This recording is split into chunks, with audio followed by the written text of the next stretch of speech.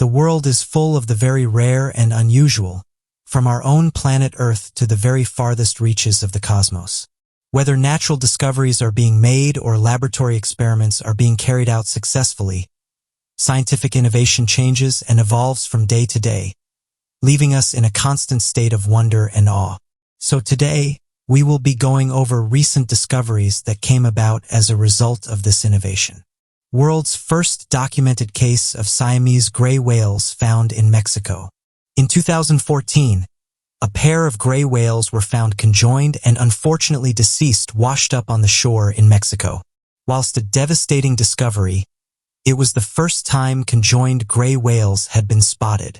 It was in Mexico's Laguna Ojo de Libra, otherwise known as Scammons Lagoon, that the infant whales or calves were found by scientists. It is believed that the calves were miscarried. Other whale species, fin, se, and minke, are known to have had conjoined calves previously, though this is the first published documentation of gray whales sharing this experience, even if not past their birth. The average newborn gray whale would be expected to reach between 12 to 16 feet in length upon birth, whereas the conjoined gray whales in question measured a tiny 7 feet in comparison. Researcher Elisa Schulman-Yanager from the American Cetacean Society identified several areas in which the whale twins were incredibly underdeveloped and called into question the health of the mother. The carcass of the conjoined gray whale twins was taken for research purposes in order to gain a greater understanding of both the species and the condition of their birth. In light of this tragedy, it is hoped that the research gathered and the body of the possibly helping future gray whales and aiding the continued advancement in our understanding. Arctic walrus takes a nap on an iceberg, wakes up in Ireland. Our next story features an unexpected visitor on the coast of Ireland. Maren Houlihan and her father were taking a walk along Glanlam Beach on Valentia Island on March 14th when they spotted what they assumed was a seal. It was only once they noticed the tusks that they realized they were looking at a young male walrus. As puzzled as they were to see a walrus on the coast of Ireland, they explained that the animal seemed equally shocked with its present location. Kevin Flannery, marine biologist and director of the Dingle Ocean World Aquarium, explained that the walrus likely fell asleep on a piece of an iceberg off the Greenland ice sheet and drifted off across the ocean. When the walrus woke up from its nap in the middle of the sea and did not recognize its Flannery noticed that the walrus appeared to have little body fat, suggesting that he might have had to swim for hundreds of miles before finally finding land. Flannery told the Irish Times that it is very unusual to spot a walrus in their parts of the world. While there have been previously reported sightings in the towns of Shannon and Mayo in the late 1980s and 90s, this has been the first confirmed sighting since October 1930. The young walrus is not the only animal to wander so far from home. In 2019, a polar bear was found roaming the suburbs of Siberia, Russia, over 300 miles from home. In both of these instances, it calls to question how many more sightings of this kind will happen with the rapid melting of the Greenland ice sheet, causing several species to travel hundreds of miles to find food. Monstrous new cousin of T-Rex with super hearing unearthed in Argentina. Findings published in April of 2020 detail a paleontological breakthrough, the discovery of an 80-million-year-old dinosaur skull preserved entirely intact. In Argentina, a new dinosaur species, likened to the T-Rex, has been discovered.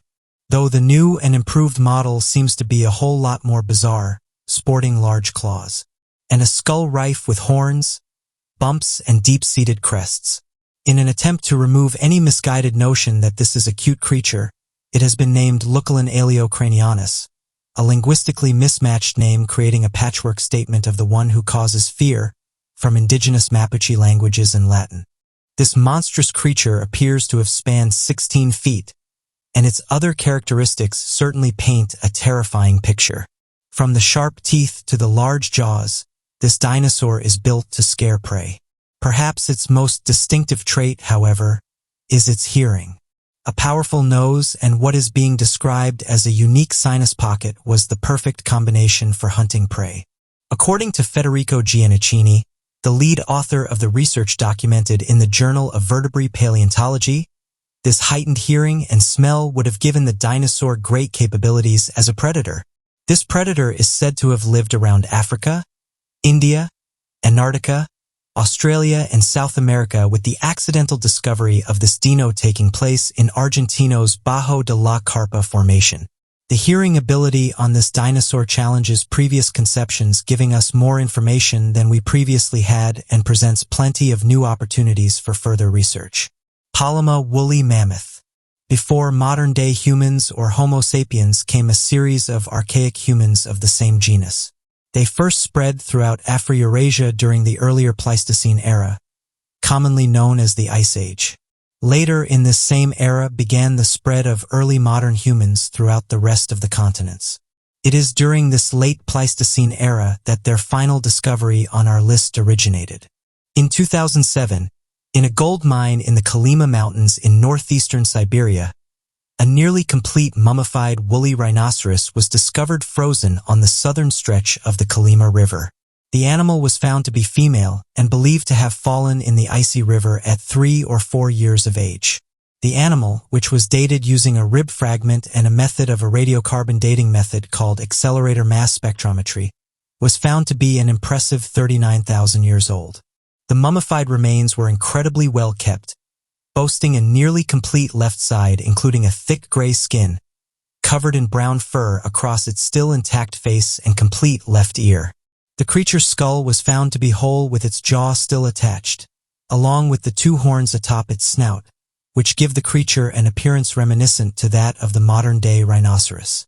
Both fore and hind legs remained attached, as well as its brown fur-covered tail. Based on its sheer size, archaeologists estimate the rhinoceros to have weighed 1.5 tons at the time of its passing. Most of the animal's internal organs were lost to time, though its intestines and stomach, along with its contents, remain, giving archaeologists a glimpse into the megaherbivore's diet. Through pollen and spore analysis of these contents, scientists concluded the rhinos lived mostly from grasses and sagebrush commonly found in the Siberia tundra. Although the spread of early humans across the planet and into their natural habitat was originally thought to be the cause of the species' demise, scientists now theorize that this megafauna, whose DNA revealed genetic mutations catered to cold weather adaptation, ultimately succumbed to a drastic change in climate when temperatures rose too high for the Ice Age species to tolerate. But what do you make of these recent amazing discoveries?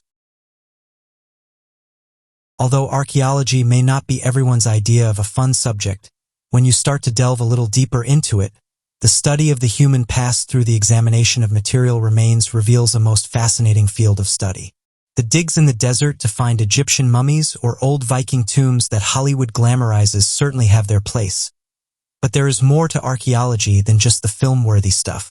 You'd be forgiven for thinking that archaeology is a study of the past, those departed from life and the long forgotten. But in reality, the discipline is a study of humans and more specifically human life. You see, it's important to understand how people lived before us, even if it was thousands of years ago. Some of the world's oldest but best-known civilizations, such as the Roman, Egyptian, Greek, or Mayan empires, give us an invaluable insight into how society has developed over the years. In other words, it shows us why we live and learn the way we do today, and the best thing is that there is always more to discover. So today, here at Unexplained Mysteries, we'll be taking a look at 3 fascinating recent archaeological discoveries. Scientists have found a lake under the sea. Those who swim there won't come back alive. Scientists have discovered a frightening underwater lake in the Gulf of Mexico. Consequently, many pieces of research are being carried out by one of the associate professors at Temple University. Cordes described his findings in the journal Oceanography as one great discovery that is intriguing, but also frightening. Normally, you would not expect a lake to be found under the water, because a lake is a large sea of water that is surrounded by land. It is dangerous because the lake water is saltier than the surrounding water, with researchers estimating that the lake water is more than 4 times saltier than the surrounding water. This makes it a toxic environment for life. It also contains some toxic gases like hydrogen sulfide and methane, and so, the water in the lake does not mix with the seawater in the surrounding area. This is the reason why people who accidentally or consciously swim to this area will never come back. The toxic nature of the environment is not ideal for humans. For instance, the salty water of the lake would cause your body to drastically shrink. Plus, the toxic gases would also drastically affect your body. The only group of organisms that have been discovered to live in these regions are bacteria and tube worms. More research is to be carried out on this mysterious discovery. To understand this unique environment, scientists are now using this water lake as a research ground to further understand how living organisms like bacteria inhabit and adapt to regions like this successfully. Ancient Mayan superhighways found in the Guatemalan jungle. The jungle is full of mysteries. For a long time, Mayan culture was one of these mysteries. Even in the present era, we have much more to learn about the Mayans, how they lived, what they built, and why they built. There is no better example of this lack of knowledge than the recently discovered ancient Mayan superhighways found deep within the Guatemalan jungle. These causeways stretch approximately 150 miles through dense trees and foliage and were only discovered as the result of high-tech scanning. It is fascinating to consider what more we have left to discover in the jungle and what more we might uncover with future advancements in technology. Although we have no real way of knowing why Mayans created the paths, experts have established they were used to transport goods from one place to another. Each road or individual structure is approximately 40 meters wide, up to 6 meters high, and in some cases span a length of as much as 40 kilometers. The region of Guatemala in which the superhighway was discovered is El Mirador, or the Ken Kingdom. Although there is still a lot to learn about the area, it is now recognized as the cradle of Mayan civilization. Therefore, it makes sense that such a significant discovery about the Mayans would be made here. In addition to hosting these superhighways, El Mirador was also once home to at least 1 million people and the largest pyramid in Central America. The superhighways were discovered here thanks to a laser-based remote sensing technology called light detection and ranging, or LiDAR. This technology penetrates the thick canopy and dense plant matter to uncover what lies beneath. LiDAR uses laser pulses that bounce from the Earth's surface through leaves and back to a computer mounted in a plane. While most people felt the technology would not be successful based on past experiments in Central America, we became convinced by 2006 that it could be used to determine what was on the ground in terms of Mayan sites under the jungle canopy. The Republic of Guatemala is currently considering the Mirador Basin for a protected status. It would be classified as a wilderness area, so the vast natural and historical resources it contains could be preserved for as long as possible. Archaeologists are also hoping to unearth more mysterious discoveries here. Researchers find a secret warm oasis beneath Antarctica's ice that could be home to undiscovered species. A study of the subglacial caves might reveal undiscovered animal or plant species living comfortably due to the heat of an active volcano. Although average year-long temperatures on Ross Island hover around -17 Celsius, including 6 months between April and September where they do not rise above -20 Celsius, the temperature in cave systems beneath the glaciers can reach 25 Celsius. Located around and beneath Mount Erebus, an active volcano, the caves have been hollowed out after years of steam traveling through their passages. The study of the caves, led by the Australian National University, evolved into an analysis of the soil within. Fraser revealed that it contained traces of DNA from algae, mosses, and even small animals that could be living in the underground oasis. Most of the DNA, Fraser admits, is like that of species living on the surface.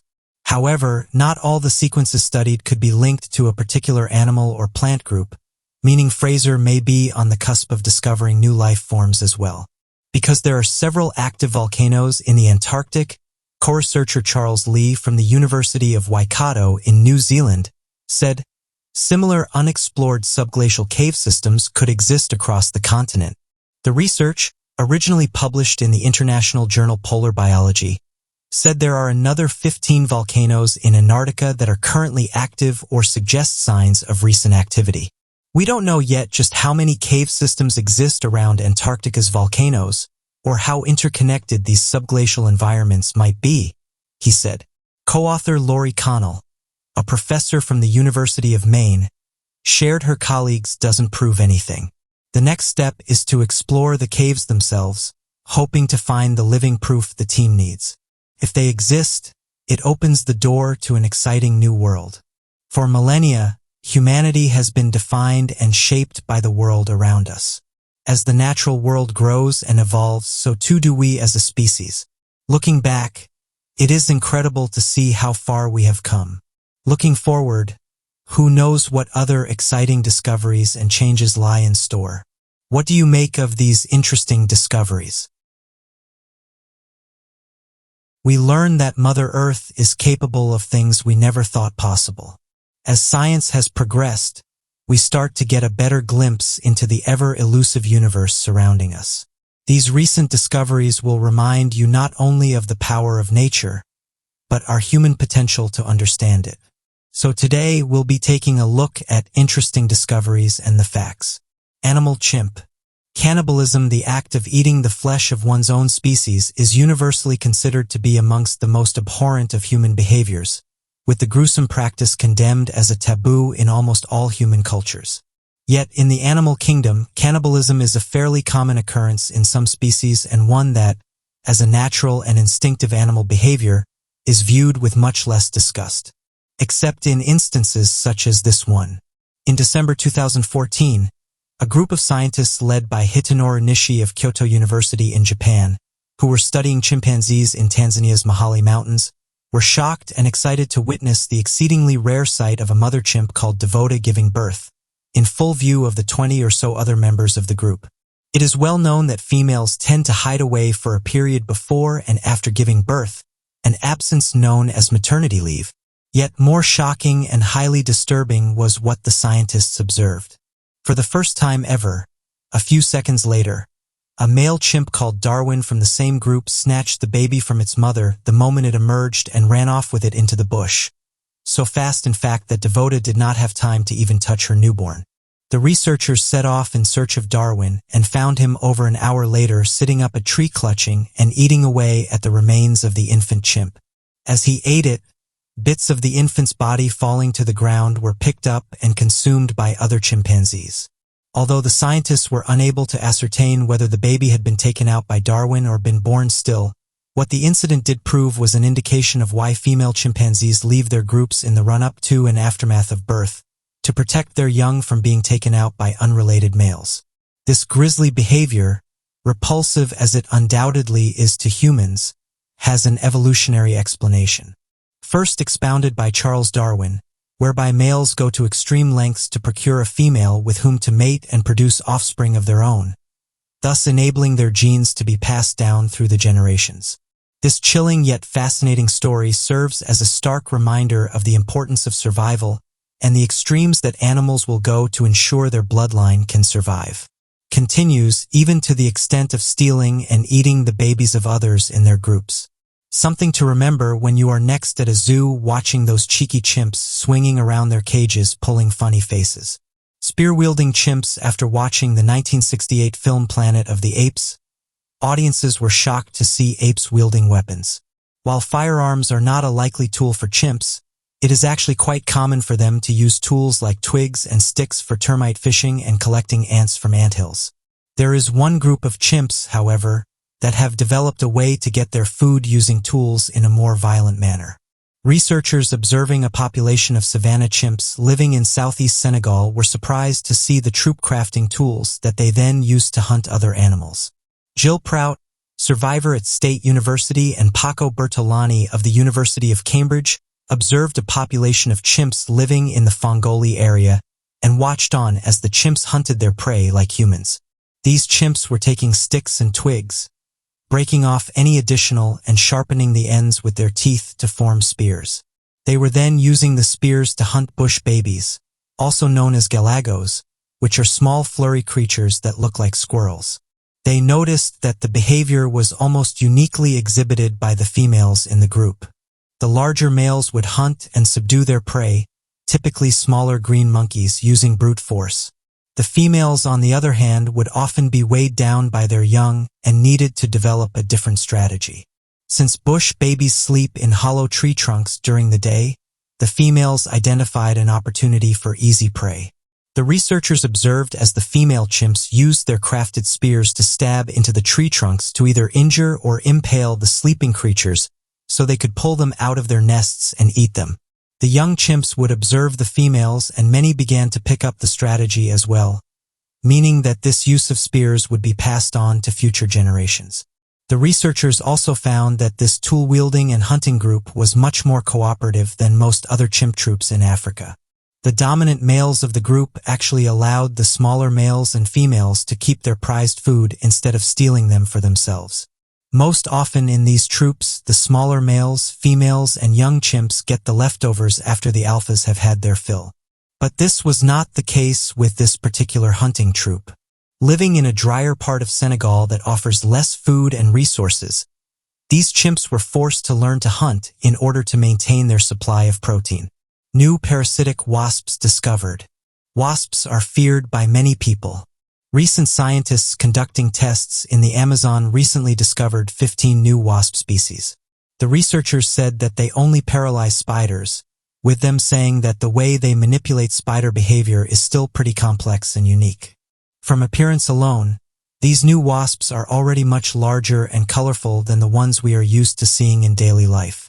The largest of them can grow to multiple centimeters in length and also sport plenty of bright colors.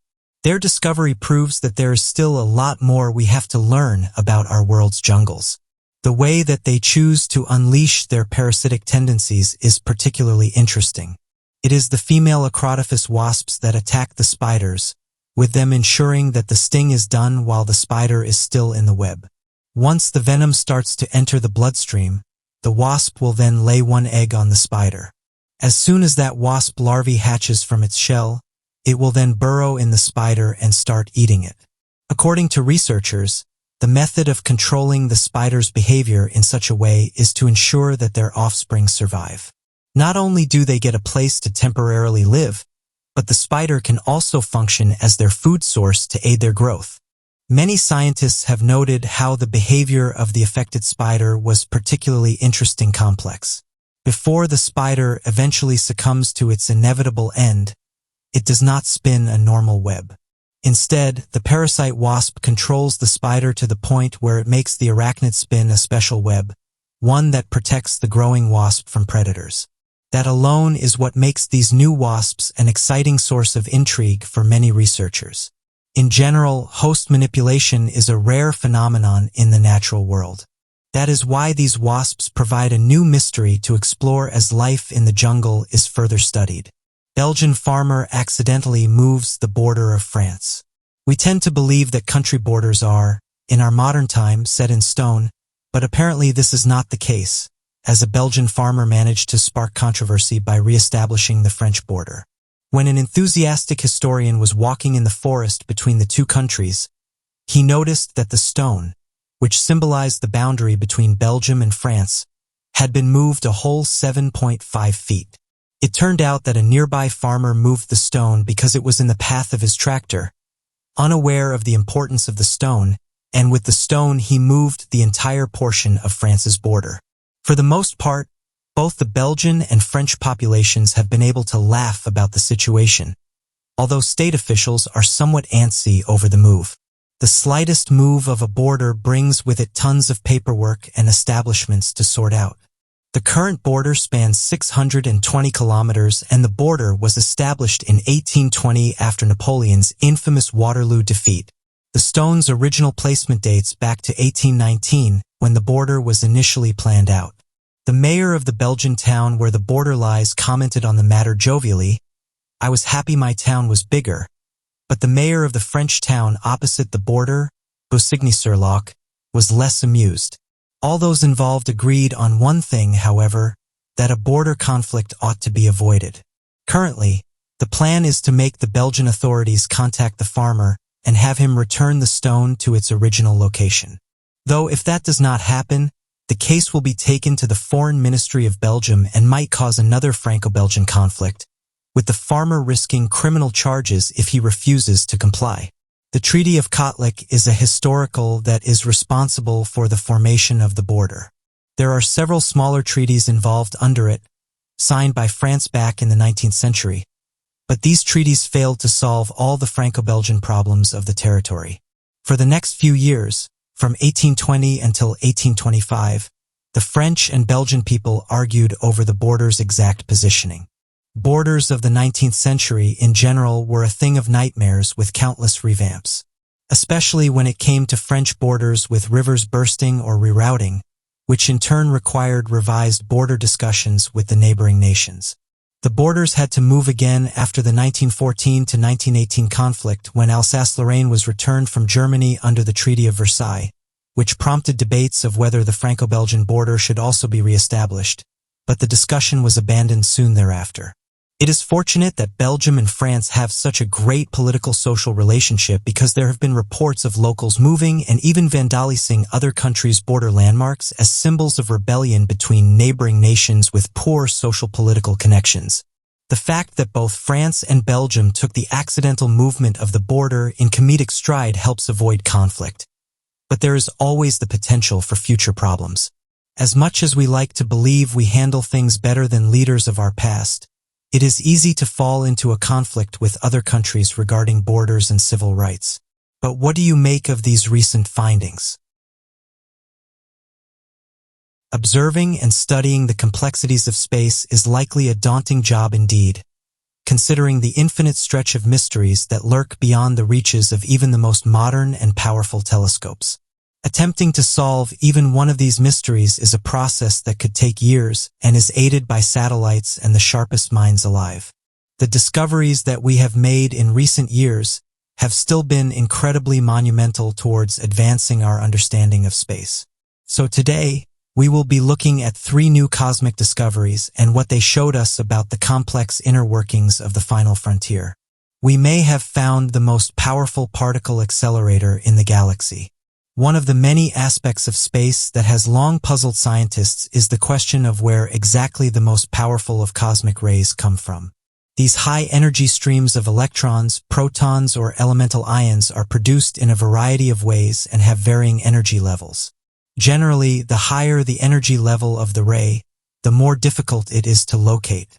Whereas scientists have documented the production of lower-energy cosmic rays from such events as massive supernova explosions, the merging of stars and the suction of gas into a black hole, the provenance of the elusive higher-energy cosmic rays has been much harder to pin down, leading astronomers to conclude that the source is likely located outside of the Milky Way. In fact, they estimated that cosmic processes within the Milky Way were only capable of producing cosmic rays with energy up to 1015 electron volts, meaning that any particle accelerator stronger than that, originating from outside of the galaxy, would be producing rays over 1,000 times more powerful than the accelerators observable in the Milky Way. Until recently, researchers had no idea what such a massively powerful particle accelerator might look like. But, according to recent observations recorded by the High-Altitude Water Cherenkov Experiment Observatory, it seems that a new and previously considered unlikely candidate for high-energy cosmic ray production could be nothing more than a large molecular cloud within our own galaxy. Previously, it had been so difficult to pin down the source of the most energetic of these faraway cosmic rays due to the tendency of the particles to veer towards the magnetic field generated by the Milky Way, to such an extent that it was impossible to reliably determine where they came from. To circumvent this obstacle, the research team with the HAWC Observatory attempted to follow a breadcrumb trail of sorts through the galaxy in the wake of observed high-energy cosmic ray emissions. When the particles in these rays pierce interstellar gas clouds, a reaction occurs that releases gamma-ray radiation, which does travel in a straight and trackable line. The HAWC Observatory contains several large tanks with ultrapure water that flashes with a traceable blue light when contacted by radiation or high-energy particles, which allowed the team to locate the origins of gamma-ray emissions and then look for nearby high-energy cosmic rays. This method allowed them to identify the source of incredibly powerful gamma rays that could only have been generated by contact with immeasurably more powerful cosmic rays. Perhaps the most powerful source of cosmic rays in the Milky Way. Almost invisible except by infrared telescope and downright boring as far as destructive potential or cosmic interest goes, it's safe to say that this cloud is one of the last places researchers expected to find the source of some of the most powerful cosmic rays in the galaxy. In fact, astronomers freely admit that they have no idea how this cloud could possibly be the largest and most powerful particle accelerator in the galaxy. For now, we must simply accept this news and wait for further studies attempting to explain this phenomenon to be conducted. Scientists document triple star system because the ability to peer deeply into space and record accurate measurements is a new technological advancement. There have not been very many instances where scientists have been able to track the progress of a celestial body across more than a few decades. Recently, a team was able to document the history of a triple star system called HS Hydra across 125 years, which enabled them to come up with enough of a comprehensive history that they were able to predict the likely future of the system. The team was able to accomplish this by looking at the first ever observations of HS Hydra, which were recorded all the way back in 1893, when all that would have been visible was the twinkling of yet another star in the night sky. As technology advanced and we were able to obtain more detail about the specific twinkling star, it became very evident that this was a dynamic system with more than a few surprises in store. And now, scientists hope to be able to further unravel the mysteries of this system by employing NASA's Transiting Exoplanet Survey satellite, which has previously been used to hunt for alien worlds but will now be turned towards the discovery of hidden mysteries within binary star systems and the three-star system HS Hydra. But what makes HS Hydra so special and mysterious?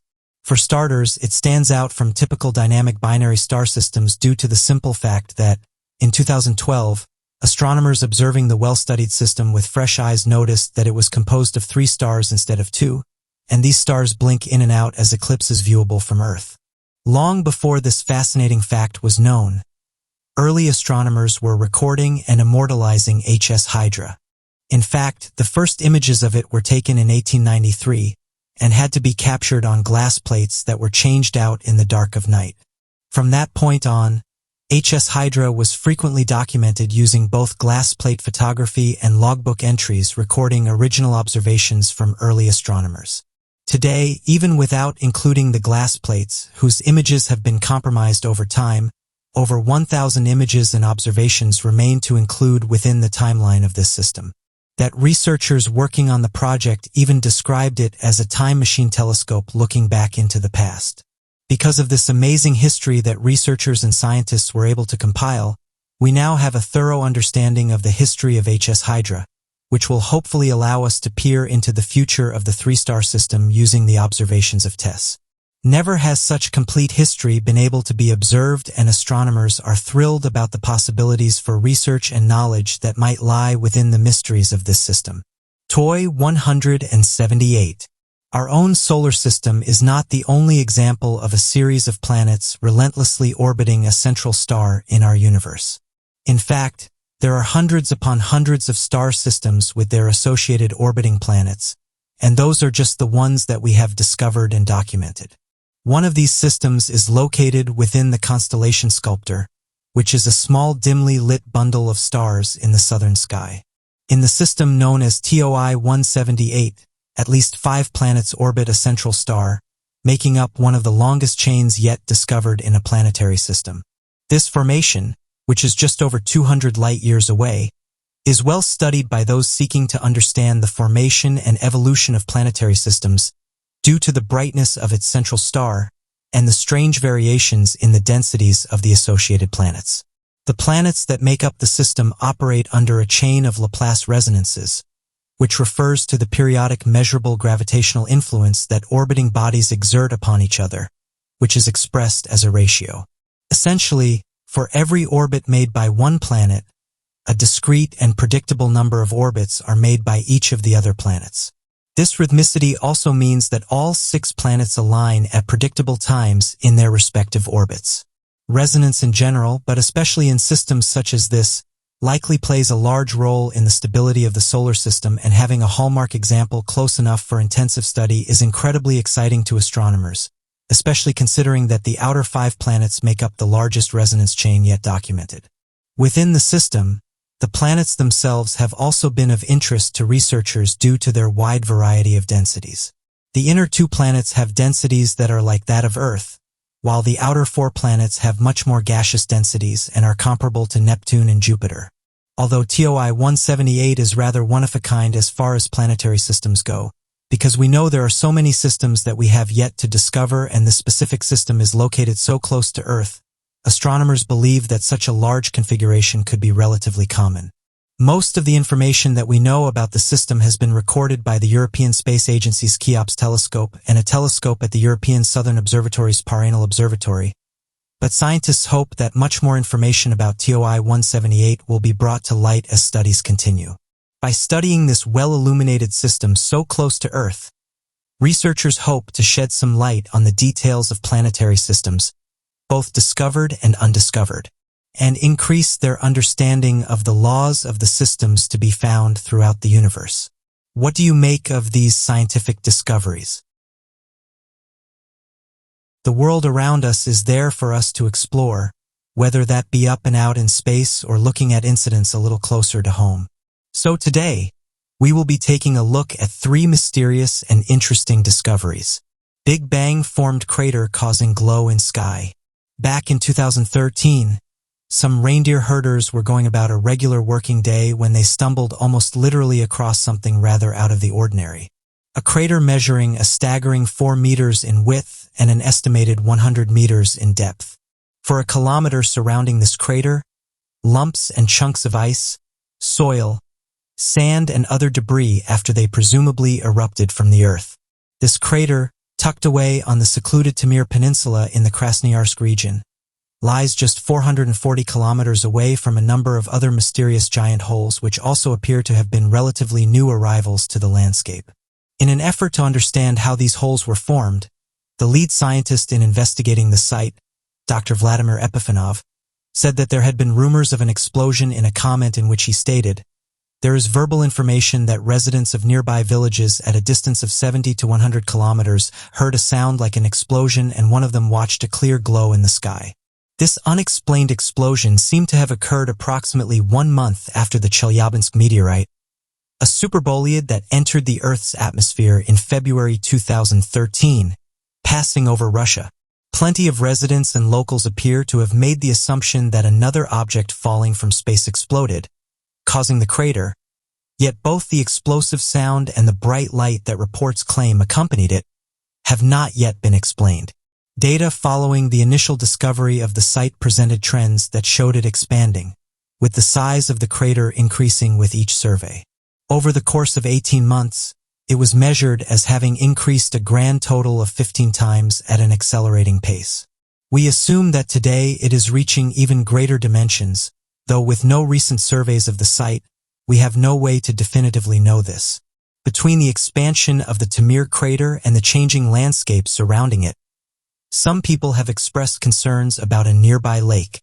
The surrounding area has seen drastic changes, largely as a result of climate change, and the hotter temperatures have resulted in the permafrost around the edge of the crater melting. Eventually, it is feared that the walls of the crater will collapse into the lake. The possibility of severe or drastic changes, as well as any new giant holes being formed or signs of more eruptions, is closely being monitored by Russia through satellites, though many people have drawn the conclusion that the climate crisis has birthed a new phenomenon, and anticipate seeing a great deal more of these strange giant holes that grow into natural resources. When residents first learned of the Taimyr hole in 2013, closely followed by the news of many more not too far away, the rumors began to spread and theories started to circulate. People's speculations varied, with some being more plausible than others. These suggestions spanned meteorites to military missiles gone amiss, to it being a prank someone deliberately pulled to an alien crash landing. Some think that an underground gas had prompted the appearance of the hole. Someone offered the description when it was first seen that it is not like the work of men, but it also does not look like natural formation. While scientists have explained away many of the other holes, saying that they were caused by climate change melting the gases that had been frozen before, there seems to be something different going on with the Taimyr crater. One leading theory is that these strange holes were formed by something called pingos. These are domed mounds which cover ice and are hollow inside. They fill with methane gas as the permafrost melts, and the pressure of the methane gas filling it eventually causes the crater to erupt. This boils down to global warming as the root cause. While this peculiar phenomenon seems to be popping up a little more, both on land and water, it has the potential to be highly dangerous due to leaking methane gas. Others have refuted these claims, suggesting that climate change cannot be the cause of these strange occurrences, as the large depth of more than 100 meters does not suggest climate change was a factor, as gas could not dehydrate that far below the surface. Astronomers find the smallest white dwarf. Everyone loves a good paradox, as confusing as they may be. In that spirit, astronomers appear to have discovered the smallest and simultaneously the largest white dwarf star ever seen. The sheer size of this white dwarf is small, clocking in at just 4,300 kilometers, making it a little larger than Earth's moon. This white dwarf has an unexpectedly heavy mass. Dr. Ilaria Chiazzo, the lead author of the study published in Nature and an astronomer at Caltech University, explained the white dwarf star as packing a mass greater than that of our Sun into a body about the size of our moon. As far as our current understanding goes, white dwarf stars are the last step in the life cycle of a star with a mass too small to become a neutron star, or a black hole. If it is large enough, the now dead star will explode, forming a supernova.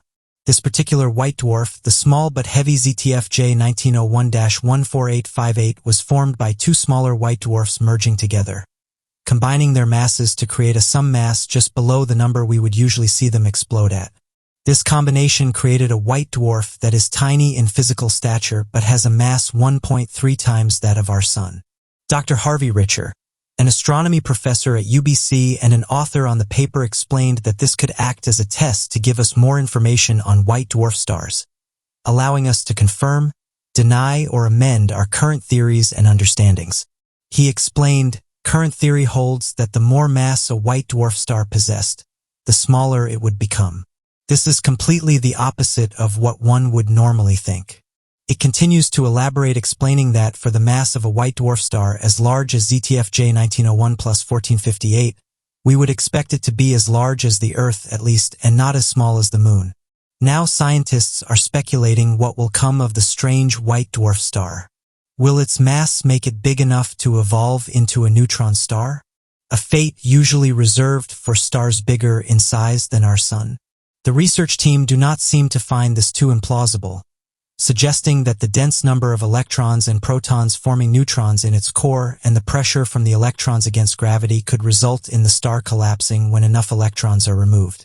This has the potential to change our understanding of how neutron stars are formed and begs the question as to how many others were formed this way.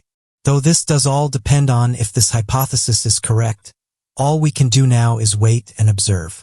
Russia plans to launch nuclear-powered spacecraft to Jupiter. Roscosmos, the Russian Federal Space Agency, announced their plans to send a nuclear-powered spacecraft on a tour of the solar system, stopping off on the Moon, then on Venus, and then at Jupiter. The spacecraft's energy module, Zeus, is intended to propel cargo through deep space. This technology has not just been considered by Roscosmos, but also several other countries and space agencies in an attempt to use the technology to shorten space trips. Currently, either solar power or gravity are utilized to power spacecrafts, though this creates long travel times. For example, for an astronaut to visit Mars, it would take 3 years to go there and back, though NASA has explained the Roscosmos nuclear technology has the ability to turn those 3 years into just 2. The US has expressed their hope to land a nuclear power plant on the Moon in 2027, aiming for a 10-kilowatt reactor with a lunar lander, though this would be just the second NASA nuclear reactor sent to space following a satellite in 1965. Other crafts like the famous Curiosity and Perseverance rovers, while they do make use of nuclear power, do not rely on a reactor, has already successfully sent over 30 reactors into space, though Zeus will still mark a significant step forward. The Zeus module will use a 500-kilowatt nuclear reactor to swiftly move itself between planets, moving from Venus to Jupiter. This journey plan does also allow for the gravitational forces to help not hinder Zeus, whilst his journey will be powered by the nuclear reactor. Logistics regarding how much weight can be carried are still being figured out, though the mission is planned to last for 50 months and could represent a new chapter of spaceflight opening up and becoming more accessible. What do you make of these outer space discoveries? This universe is an impressive feat from the natural wonders here on Earth to each galaxy as far as we can see. There is so much around us to research and take in. The strange occurrences from droughts and climate catastrophes to unexplained astronomical events are plentiful. So today we will be taking a look at 3 relatively recent discoveries. Victoria Falls dries up due to a drought in Africa. Victoria Falls is a stunning waterfall that lies on the border between Zambia and Zimbabwe in Africa. The waterfall sits on the Zambezi River and has earned the title of one of the world's largest waterfalls, spanning a staggering 1,708 meters in width. A stunning natural beauty of this size is one of southern Africa's largest tourist attractions.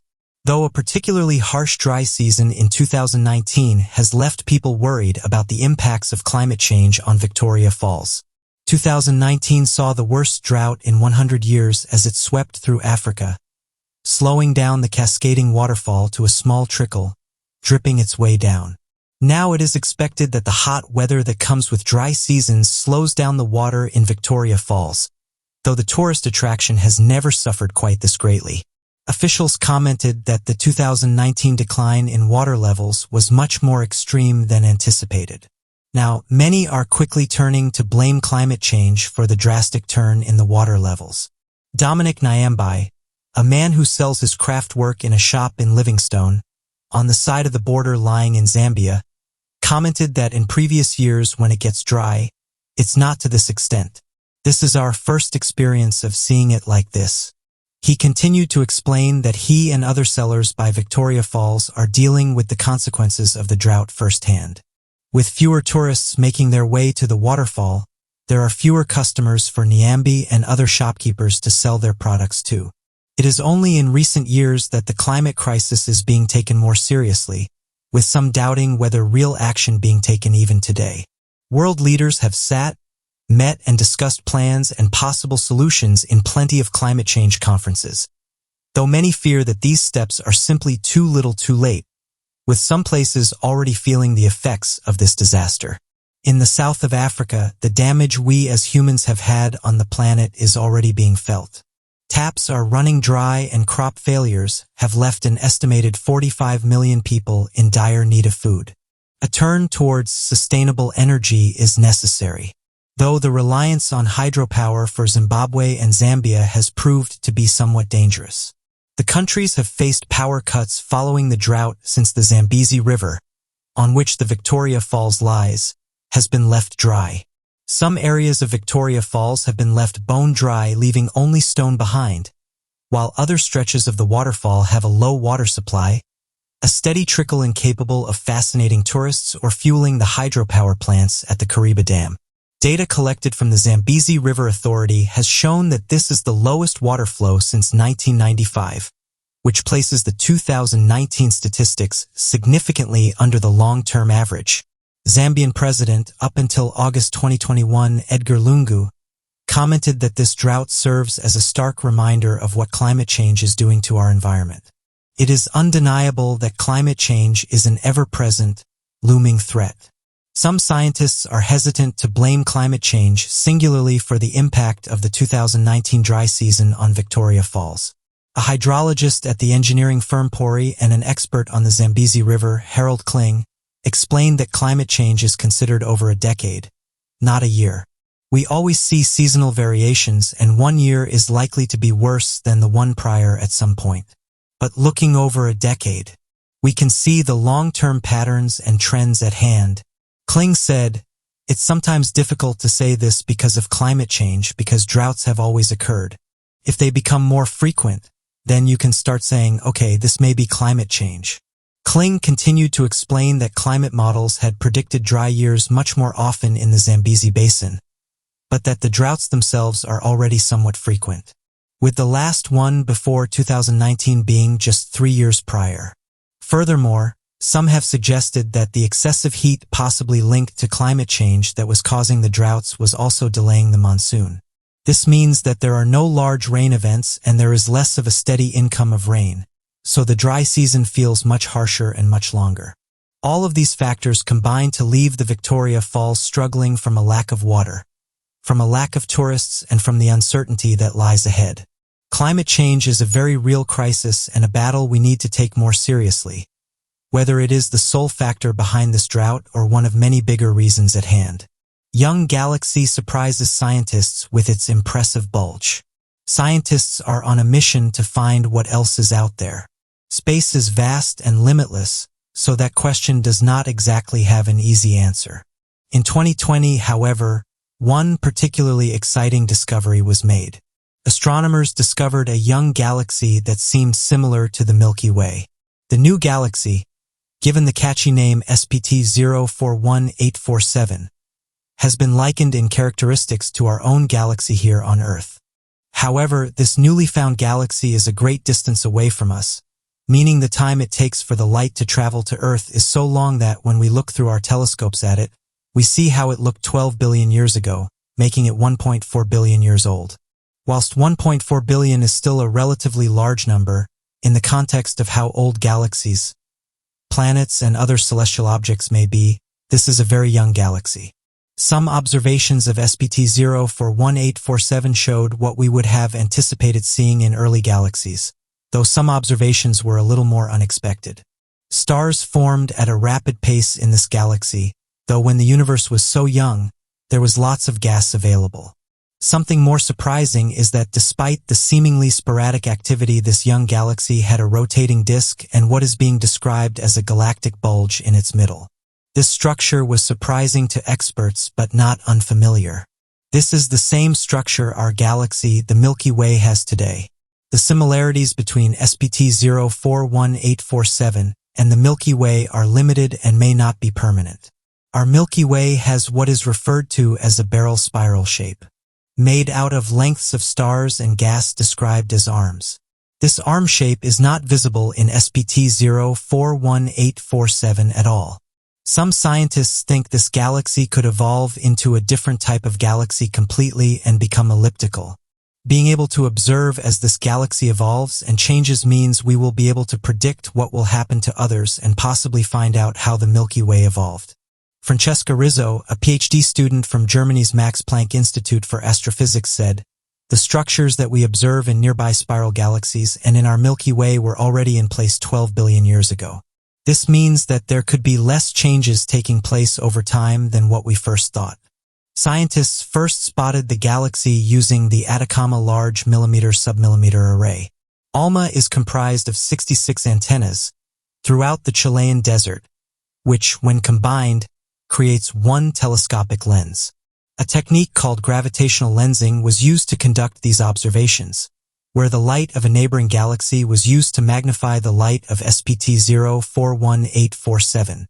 Discovering more about how our universe formed is an ongoing task, though with each new observation we find more and more about the origin of our galaxy through those just like us.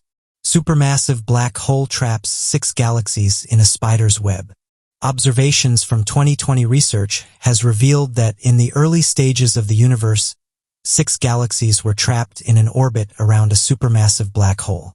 Data collected from the European Southern Observatory's Very Large Telescope in Chile has provided data and information on the universe when it was less than a billion years old.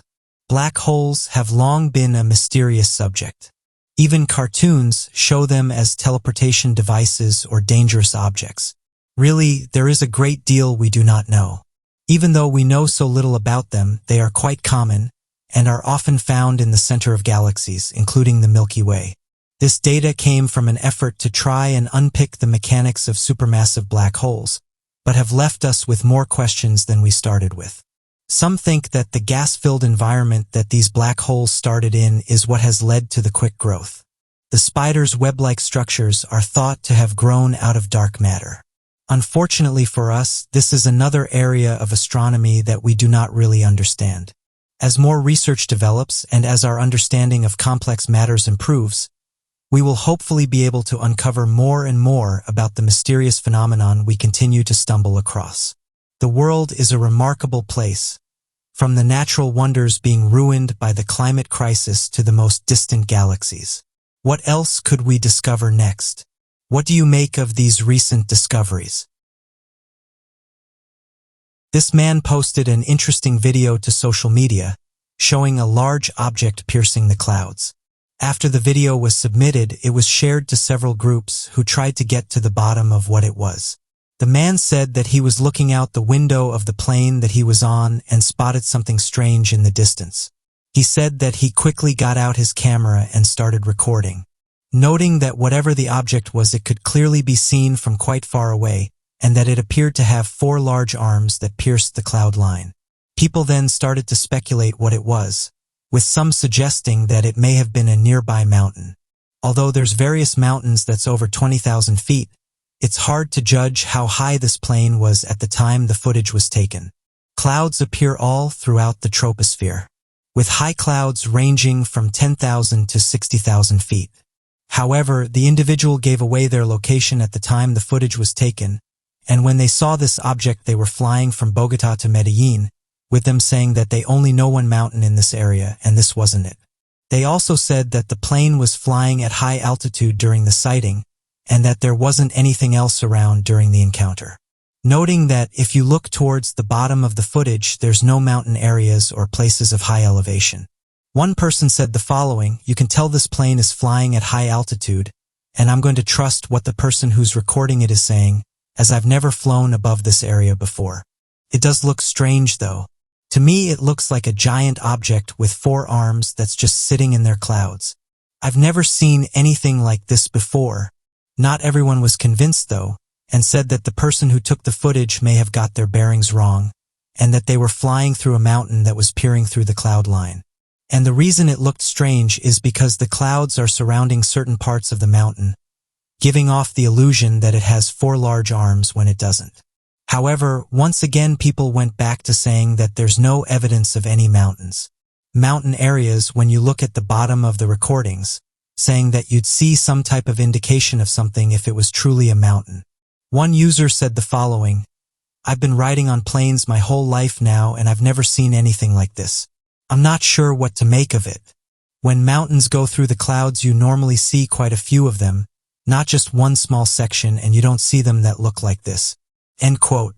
As of right now, no more information has been released about the photographs. Interestingly, this isn't the first time that someone on a plane has seen something that they couldn't explain. While flying over the skies of Alabama in a commercial passenger aircraft, pilots Clarence S. Charles and John B. Whitted witnessed what they described as a blinding light fly past their plane before suddenly disappearing in the distance. The official report regarding the incident described that approximately 2:45 in the morning, on the 24th of July back in 1948, Charles first noticed a dull red glow above and ahead of the aircraft. He then pointed towards the strange lines and remarked to Whitter that the light was most likely a new jet aircraft advised by the military. As they watched the craft for around 10 to 15 seconds, the mysterious object flew past the plane at a tremendous high speed, before it began to pull up as a massive burst of flames were ejected from the rear, allowing the craft to zoom up through the clouds. The 2 pilots described the object as appearing to be a wingless aircraft, more than 100 feet in length, that was cigar-shaped in design, with 2 rows of windows along its side that glowed brighter than a magnesium flare. Although the official explanation for the sighting would be dismissed as nothing more than a bolide meteor, which refers to a bright burning meteor that will usually explode in the atmosphere before hitting the ground, classified documents would confirm the testimonies of the 2 pilots. Shortly after the Charles Whitted encounter, various other pilots would encounter strange objects while flying at high altitude, detailing that these crafts did not match typical aircrafts, and that they were able to travel at tremendous speeds, much faster than anything that the military had. Sadly, many of these encounters were brushed aside, with the pilots being demoted over coming forward with such encounters, and which in turn led to many pilots and military personnel not wanting to come forward with their encounters, in fear of being ridiculed or demoted. This means that there's hundreds, potentially thousands of stories that have never reached the light of day, purely because these professionals would have been worried about the outcome if they had come forward.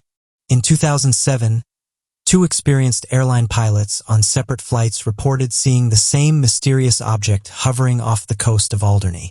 Captain Ray Bale was flying a plane of 5 passengers from Southampton to Alderney when he noticed a bright light in the distance. At first, He assumed the light was from a reflection of the sun. But when the light remained completely stationary, he began to grow cautious. Taking out a pair of binoculars to observe the light in more detail, he saw it was cigar-shaped, with a green area and pointed ends. Bauer would later state in his 9 years of flying that he'd never seen anything like this. Even more strangely, behind this light, Bauer saw a second, identical light.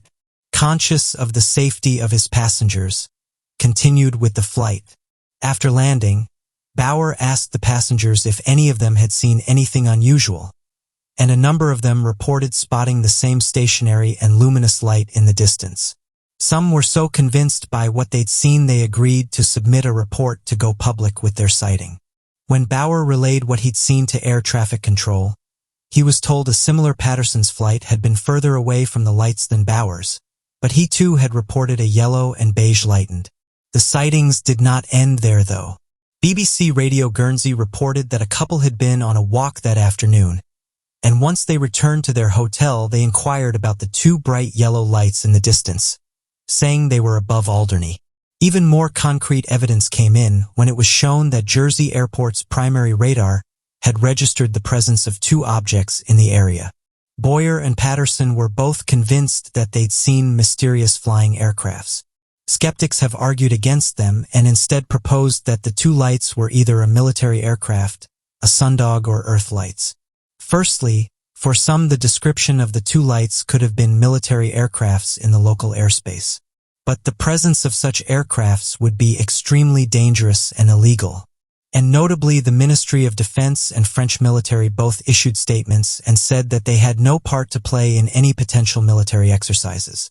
Secondly, astronomers have put forward the theory that the two lights were caused by sundog effects. Sundogs usually appear close to the sun and tend to be colored. While the description of the sundogs fits the profile of the lights that Bauer and Patterson spotted, what's problematic is that the two lights were reported at an altitude of around 20,000 feet, much further below the sun than sundogs would be. The third and final theory put forward was that the lights were the result of Earth lights, sunlight reflected from the Earth's surface. Earth lights appear as luminous and colored objects, but once again, while they fit the profile of the Bauer and Patterson lights, their location does not. Earth lights don't occur over water, and the lights Bauer and Patterson reported manifested themselves above the ocean. So what do you make these interesting photographs? The world is a wondrous and confusing place. The advancement of science and history and expansion of our knowledge of the Earth gives us a more comprehensive view of our world than ever before. So today we'll be taking a look at the mysterious discoveries. Deep frozen Arctic microbes are waking up. For centuries, the Arctic has hosted a diverse range of mysteries just waiting to be uncovered. In recent years, scientists have discovered that thawing permafrost is releasing microorganisms, with consequences that are still largely unknown. Within the past decade, global warming rates have outpaced scientific predictions so rapidly that scientists now believe the poles are warming 4 times faster than the rest of the Earth. Scientists were not expecting to see the glacial and permafrost levels that have been reported until at least 2050. What is most interesting about this rapid melting is that it has also produced new landforms in Siberia and northern Canada called thermocast. These landforms occur when the oldest and deepest permafrost has been exposed to the air for the first time in hundreds or even thousands of years. This rapidly melting permafrost brings 2 important questions to mind. 1. Will an increase in water filtration lead to more rapid permafrost thaw? And 2. If the permafrost thaws more rapidly, are there long frozen organisms inside that might be revived? At the time of this video, permafrost covers approximately 24% of Earth's surface. As more of this permafrost thaws, and much more rapidly than expected, it is up to scientists to analyze the microbes and bacteria that might be within it. The balance between these microbes could play an essential part in determining future climate warming. In Siberia, a permafrost thaw in 2016 led to an anthrax outbreak that resulted in the loss of 200,000 reindeer and a child. But anthrax's resilient spores are an exception to the brutal freeze-thaw cycle that breaks down more fragile bacterial and viral pathogens. The warmer the Arctic becomes, the weirder it might get, as more microbes and long-frozen pathogens come back to life beneath the thaw. It is difficult to assess the risks without further microbial study and more accurate scientific datasets. As travel through the region increases, the likelihood of pathogen transmission also increases. And as climate change continues to transform the Arctic, the full range of consequences is yet to be revealed. Railway workers discover 14th century cave with medieval shrine. From bones to buried treasure, railway workers have been the source of many fascinating discoveries. In April 2020, a group of railway workers stumbled upon an unexpected find while excavating a hill, a small cave with the shrine likely dating back to the 14th century. The workers were trying to strengthen and stabilize the railway embankment when they happened to encounter the cave. Sections of the cave vary in height from 0.3 to 0.7 meters. In what is now Drake Hill in East Yorkshire, England, a site of cult activity may have been transformed into a later medieval shrine or hermitage. This site would have likely been associated with the early 14th century chapel of St. Catherine, which is situated on the hill nearby. The dark, eerie cave is covered in soot from lamps that once burned to illuminate its hallways. The cave is partially filled with black dust, which has led experts to believe that it was once a place where people could write and carve on the ceiling. Experts have also found 2 fire pits, which they hope will help them date when the cave was in use.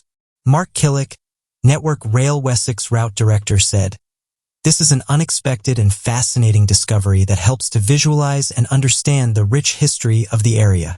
A full and detailed report of the cave has been made, and every effort will be made to preserve elements where possible during the regrading of the delicate and vulnerable sandstone cutting. No further information has been uncovered. Tragedies of North Brother Island you can't visit. It is hard to believe that the densely populated and world-famous city of Manhattan has even a single plot of uninhabited land. What you may be surprised to find out is that there is actually a 22-acre plot of land called North Brother Island located in the East River that belongs to the city but has been abandoned for over half a century.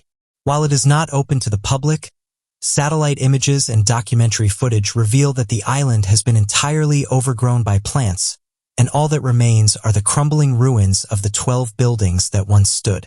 This island was home to Riverside Hospital, a place where people with infectious diseases were sent to be treated and kept in isolation.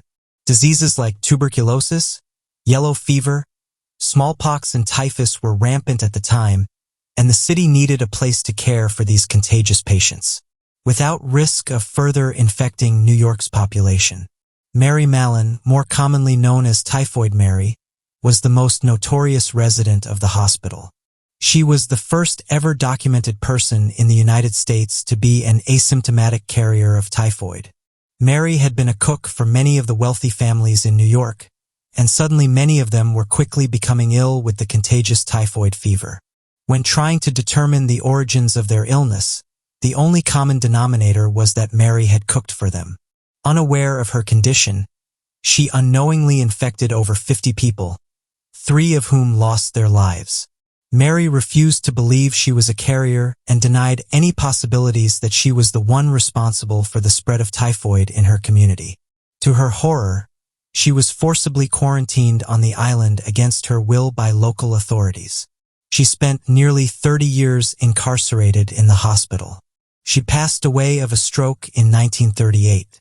This is not even the most tragic story to take place on the island. In June of 1904, the congregation of St. Mark's Evangelical Lutheran Church boarded the General Slocum sidewheel boat for their annual end-of-school picnic. Since it was a Wednesday, many of the men were off to work, and the boat's passengers consisted mainly of women and children that were eager to spend the day in the sun of Long Island's North Shore. With all 1,300 of its passengers, the ship made its way to Long Island. As they began their 2-hour voyage upriver, the crew below deck noticed smoke coming through the floorboards. They immediately found the lower deck engulfed in flames and were unable to put them out with the rotted fire hoses aboard the ship. The captain steered the boat towards North Brother Island in the hopes that passengers could jump overboard and swim to safety. The wind caused the fire to spread at an alarming rate, and the ship was engulfed in flames from end to end in a matter of minutes. Passengers had to choose between burning alive or drowning in the choppy river.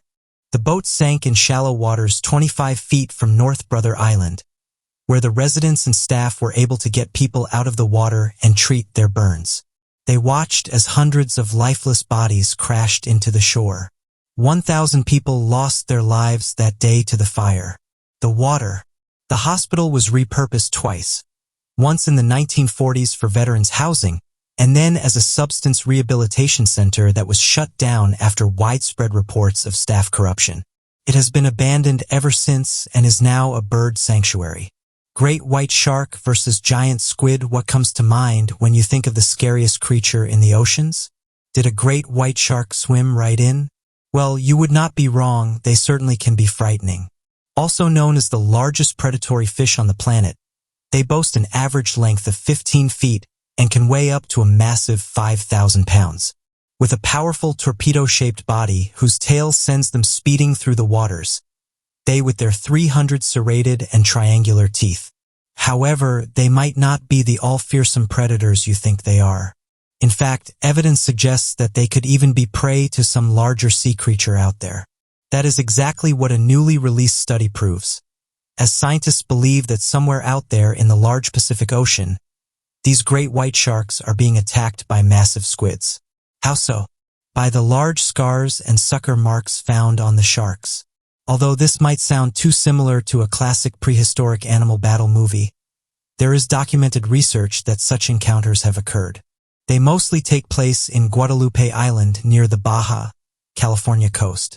In the examination of 14 great white sharks during a span of 5 years, most of them developed unique scars on their heads and trunks before they reached full adulthood. Such wounds suggest that a squid tried to defend itself from the shark. Because of their proximity to the volcanic island, which is otherwise known for being a feeding site for the most apex of predators, encounters between sharks and cephalopods are not unique. However, there are not too many documented interactions between great whites and large squids, which makes these findings especially mysterious. It is definitely not impossible either. There are several squid hotspots with a huge variety ranging from foot-long neon-flying squids to giant squids that can grow to a huge length of 46 feet. This sheds plenty of light upon the fact that squids play a big role as prey for adult great whites. What is even cooler is the depth at which these fights are taking place. Not only are they deep, but they are also taking place in the twilight zone, which is the layer of water that even sunlight cannot penetrate, at about 650 to 3,300 feet deep. In the end, scientists have yet to find direct evidence that proves that giant squids were the ones that caused the sucker marks and scarring. However, they do believe that the culprits are likely the jumbo squid, the neon-flying squid, and the giant squid. No matter what one thing is for sure, these marks are certainly indicative of an extremely aggressive encounter between predator and prey. If the squid is strong enough, then the suction power of their arms and tentacles can deform the shark dermal denticle structure and cause open wounds. It seems that the great white shark may not be the most unchallengeable sea creature out in the ocean. But what do you make of these recent discoveries? As we further our understanding of existence, one has to ask how much more is there to learn. In honesty, there may be an infinite number of questions and quandaries for us to answer. Luckily for the curiously minded, this means that there may never be a shortage of truly fascinating things to learn. One recent discovery was made by divers. It might seem redundant to learn that underwater rivers exist, but it's true. In 2010, scientists at the University of Luz discovered a massive underwater river at the bottom of the Black Sea. The odd natural formation comes from salty water pouring in from the nearby Mediterranean Sea, which has a different salt content to that of the Black Sea.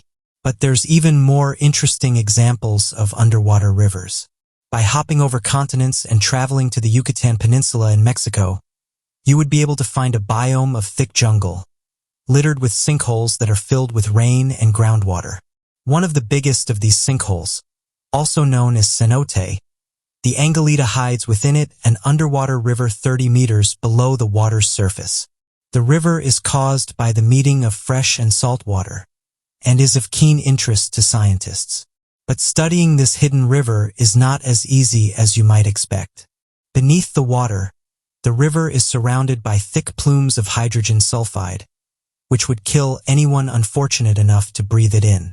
Looking from above, the cenote looks like any normal tranquil pool of water, and yet if you were to dive 100 feet down, you would be met with an incredible sight. A winding river surrounded by mist, snaking its way through the still waters.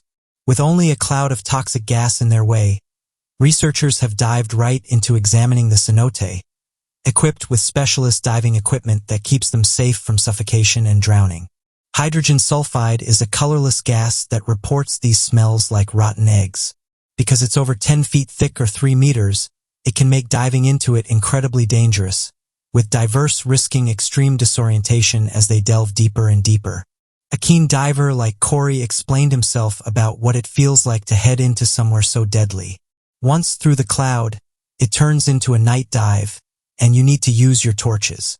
You only have a few minutes beyond the layer before you start ascending again.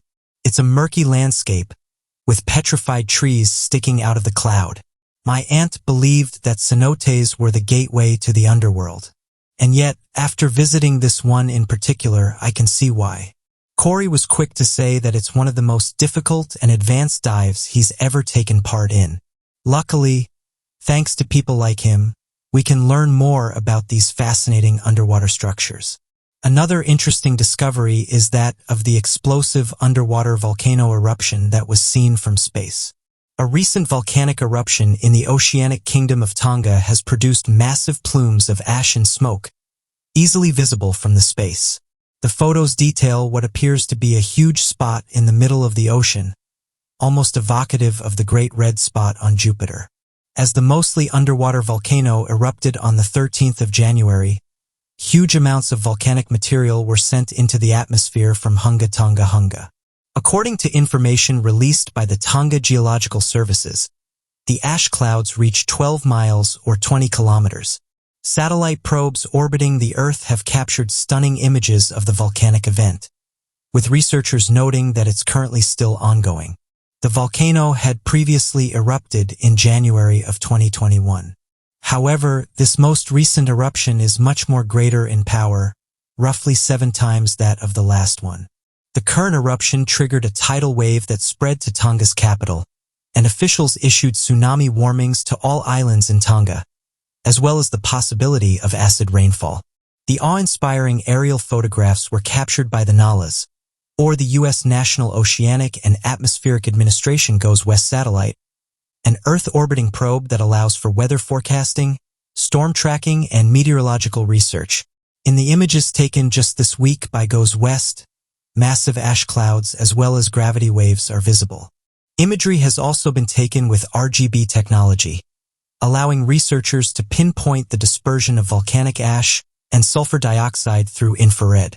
From their data, the National Oceanic and Atmospheric Administration have stated that the eruption has currently reached a radius of over 161 miles, roughly 260 kilometers.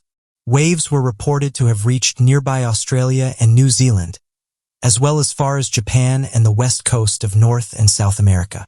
What's more is that an atmospheric shockwave was detected around the world. Another satellite, the Himawari 8 satellite, operated by the Japan Meteorological Agency, also captured imagery of the huge eruption from space. Another discovery is that of organic molecules that were found in an ancient Mars meteorite. Scientists have recently unveiled their findings surrounding a meteorite that was discovered in Antarctica in 1996. At the time, the story of frozen celestial material being uncovered on the cold continent made many think of the hit horror movie The Thing, where scientists are attacked by a mysterious alien. Contained what were believed to be organic molecules. Did life once exist on Mars, and did ancient organisms make their way to Earth, and ultimately affect the course of evolution? Critics, however, suggest that the findings may have been a result of contamination, or could be explained through non-biological sources, and it seems that the critics may have just been proven right. Over 25 years later, a geochemical analysis of the 1996 finding has shown that it's probably not proof of Martian life. Instead, the analysis points to the interaction between water and minerals beneath Mars' surface, resulting in traces of organic matter. The team were not shy to state that it could lead to further discoveries towards life down the road. Organic molecules are usually the result of living organisms, but they are not cut and dry evidence of life. In fact, non-biological abiotic processes can create these molecules too, and researchers report that these are the source of the 1996 Mitra collection of them. Many researchers, according to Science News, believe that it's exactly this abiotic molecule process that's required to start life. The study spearheaded out the Institution for Science in Washington, D.C. suggests that these kinds of processes may have been happening on Mars for billions of years. This is because the 1996 meteorite, also known as ALH 84001, is one of the oldest Martian meteorites ever discovered.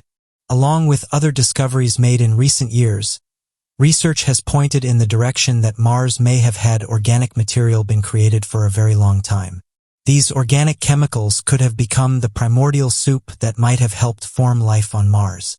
This was from Andrew Steele, a biochemist who is responsible for this study. Unfortunately, we just don't know yet if life as we know it existed on the red planet's surface. So what do you make of these discoveries? Scientists are making exciting discoveries at an astonishing rate, and it can be nearly impossible to keep up with all the news. So today, we will be looking at 3 of the most fascinating scientific discoveries that you might have missed. NASA just announced Jupiter's moon Io is sending the Juno probe strange radio waves. Jupiter holds the largest and most powerful magnetic field out of all the planets in our solar system. The field is about 20,000 times stronger than Earth's, partially due to the solar wind that batters Jupiter with electrically charged particles that blow from the sun. Jupiter's magnetic field extends so far that several of its moons orbit within it. The planet's closest moon is named Io, and it is constantly caught in what NASA describes as a gravitational tug back and forth between Jupiter and 2 neighboring large moons. This tug game generates internal heat which causes hundreds of volcanic eruptions on the surface of Io, which is home to over 400 active volcanoes. For this reason, NASA has deemed Io as the most volcanically active world in the solar system. The moon's volcanoes release particles into space at a rate of 1 ton per second. When some of the particles split, a shower of ions and electrons enter Jupiter's magnetic field. Electrons are then pulled to Jupiter's pole, a process which emits decameter radio waves. Now NASA is sending its Juno spacecraft to listen to Io's radio waves and hopefully help us understand the strange phenomenon. The spacecraft has to be in a precise location. Using data from Juno, the research team was able to determine exactly where the radio waves are generated based on conditions relating to the strength of the magnetic field and the electron density. They discovered that the waves come from what seemed to be a rotating hollow cone. Juno receives the cone's signal only when it rotates in line with the spacecraft. Chimp. Researchers were surprised when data from Juno indicated that the radio waves emit 23 times more energy than expected. However, this is influenced by Jupiter's magnetic field and solar wind. These findings are helping scientists understand the behavior of Jupiter's large magnetic field, and we will likely hear of more discoveries from the planet in the near future. The Sun to have Saturn-like rings, there is a type of planet called a super-Earth, and if you were living there, you have the rings of the Sun to blame. Recent simulations suggest that Saturn-like dust rings around the Sun prevented our planet from ever reaching superstatus. A super-Earth is a planet that shares Earth's rocky surface, atmosphere, and water-favoring conditions, but is twice the size of our planet. Astronomers have previously found super-Earths within 30% of the Milky Way's solar systems. In order to investigate the lack of a super-Earth in our own solar system, astrophysicist Andre Isidoro and a team of other scientists created supercomputer simulation models of our solar system's formation. The team ran hundreds of simulations before finding one that aligned with our solar system in the present day. The version that most accurately predicted important features like asteroid belts, planetary masses, asteroids, and more also involved rings around the Sun in its early stages. It suggested that it was these solar rings that limited the mass of Earth. In the model, 3 high-pressure regions called pressure bumps of dust and gas form around the young Sun. This is likely due to the Sun's strong gravitational pull, acting on particles that then heat up and release gas. The distinct bumps seem to form on sublimation lines, which are areas where certain particles are vaporized. These pressure bumps accumulated particles which prevented them from being pulled all the way into the Sun. Eventually, the gas and dust cooled and the sublimation lines moved closer to the Sun. Through this process, dust, according to Isidoro, our model shows pressure bumps can concentrate dust, and moving pressure bumps can act as planetesimal factories. The researchers theorized that because of the pressure bumps, the Sun did not have a smooth protoplanetary disk, which allowed bits of dust to accumulate rather than be swallowed by the Sun. The bumps also affected the amount of material available to form planets. Isidoro stated, "We propose that pressure bumps produced disconnected reservoirs of disk material in the inner and outer solar system and regulated how much material was available to grow planets in the inner solar system." Isidoro's simulation showed that the ring closest to the Sun may have formed planets in the solar system. The middle ring formed the planets of the outer solar system, while the ring furthest from the Sun formed comets and asteroids beyond Neptune in the Kuiper. When the research team delayed the formation of the middle ring in the simulation, it showed super-Earths developing in our solar system. They suspect that the timing of the middle pressure bump was a crucial element of the evolution of our solar system. This research is not the first to assume concentrated dust could form planetesimals. The team's simulation is the only model that provides a logical explanation for how the dust might accumulate. Although the study is based more so on a model than concrete evidence, the findings are still extremely valuable because they suggest a new and highly plausible explanation for how our planet came to be. Mysterious glow-worms rings of Uranus. Believe it or not, a temperature reading -320 degrees Fahrenheit suggests a heat wave surrounds Uranus. This temperature, which is the boiling point of liquid nitrogen, was detected within the rings of Uranus by heat images recently produced by 2 massive telescopes in the deserts of Chile. As -320 degrees certainly is not warm from an earthly perspective, it is significantly hotter than much of space. Space gets so cold that it nears absolute zero, or -460 degrees Fahrenheit, which is the temperature at which atoms stop moving. So, relatively, a wave of -320 degrees can be considered quite warm. The discovery of a heat wave around the Uranian ring surprised scientists, since Uranus orbits far out in the solar system and does not receive nearly as much heat from the Sun as we do on Earth. Scientists are unsure what is causing the warm glow shown in the heat images, but they are adding it to the list of reasons why the rings of the Uranus are so unique, especially the Epsilon ring. The Epsilon ring is the planet's brightest, widest, and densest ring. Unlike the rings of Saturn, which are made from both microscopic and meters-long particles, the rings of Uranus do not contain tiny particles. The Epsilon ring is made of rocks the size of golf balls or larger. Uranus rings also reflect less light than Saturn's and are narrower. The Epsilon ring measures up to 100 kilometers wide.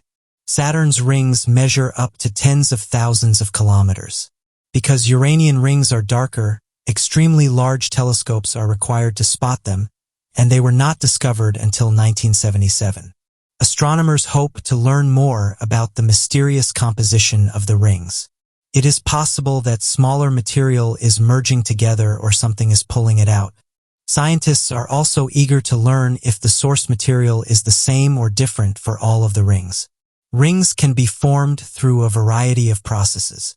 Sometimes they are created from asteroids brought in by the planet's gravity, and other times they are formed from future studies are needed to further unpack the unique qualities of the rings of Uranus. But what do you make of these recent discoveries? There is so much more to the universe than we may ever know. When we stop and think of space or what lies beyond Earth, it is hard to envision just how vast it really is. What sits beyond our solar system, beyond our galaxy? Astronomical research helps to tell us a bit more about what exactly is out there. Whether that is finding what we do not yet understand, watching as celestial objects, or unraveling some of our biggest questions one piece at a time. So today, we will be taking a look at 3 recent space-related discoveries that you may have missed.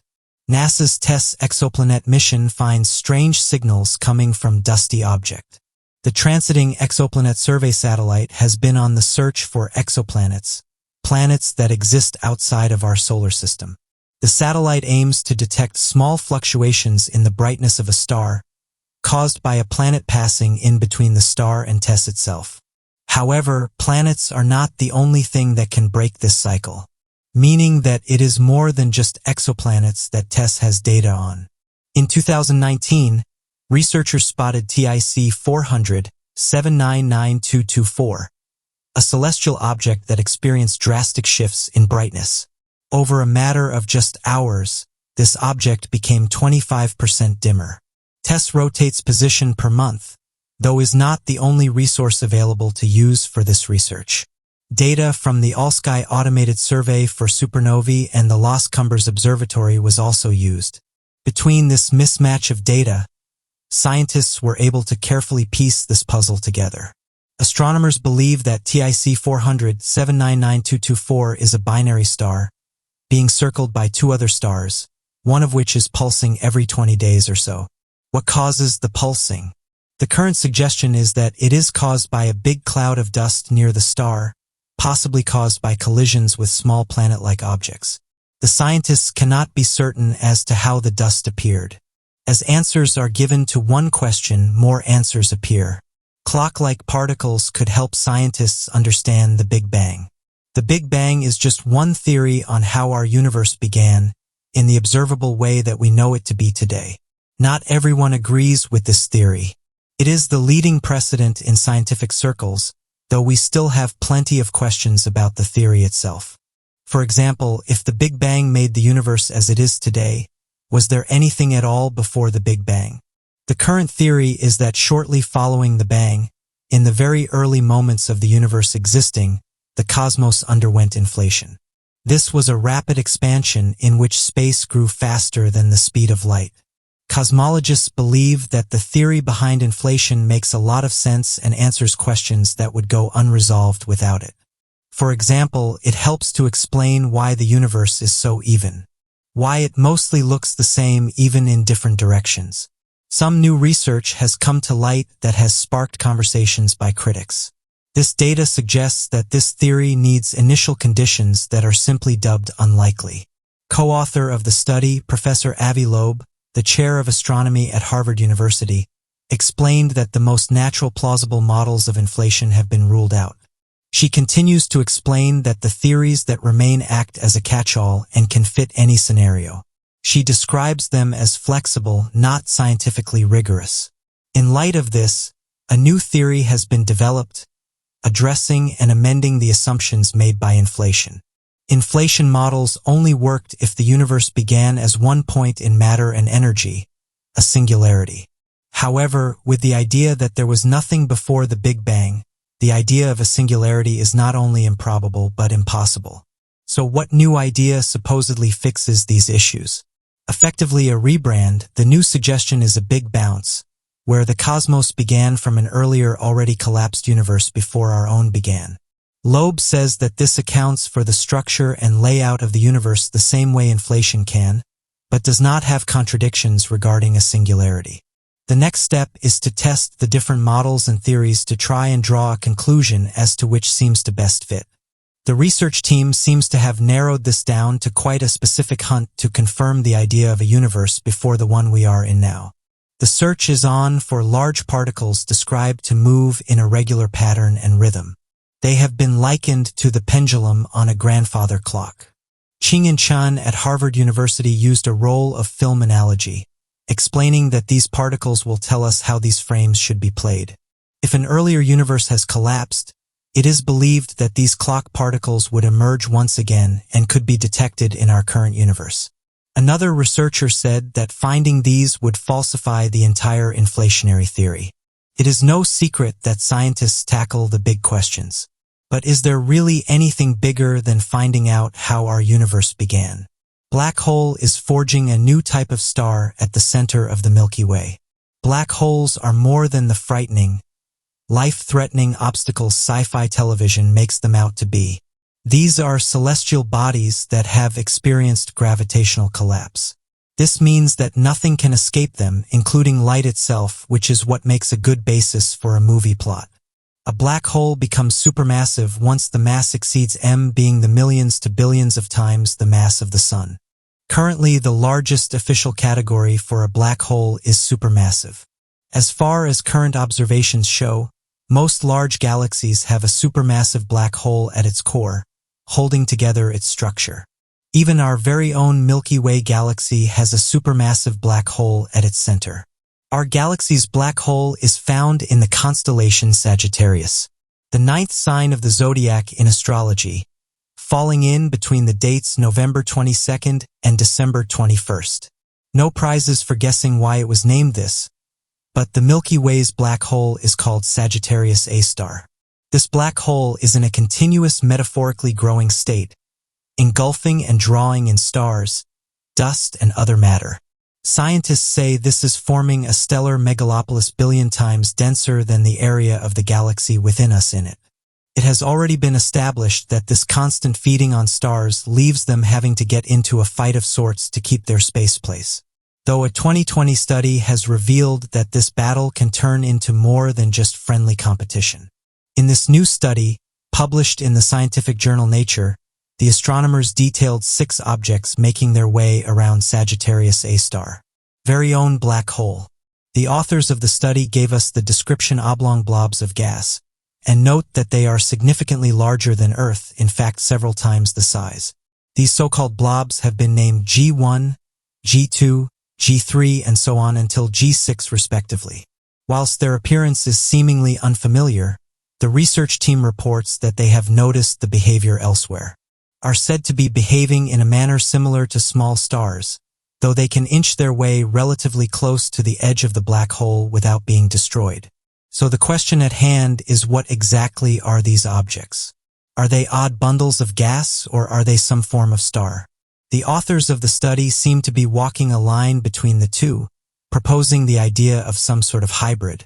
The shapes of the gas, their orbital patterns, and the width of bodies around them all point to the conclusion that each individual blob of gas is a secret duo, a pair of binary stars, these being 2 stars that circle one another, that were hit with such force in entering the black holes millions of years ago that they crashed together as a result of the gravitational pull.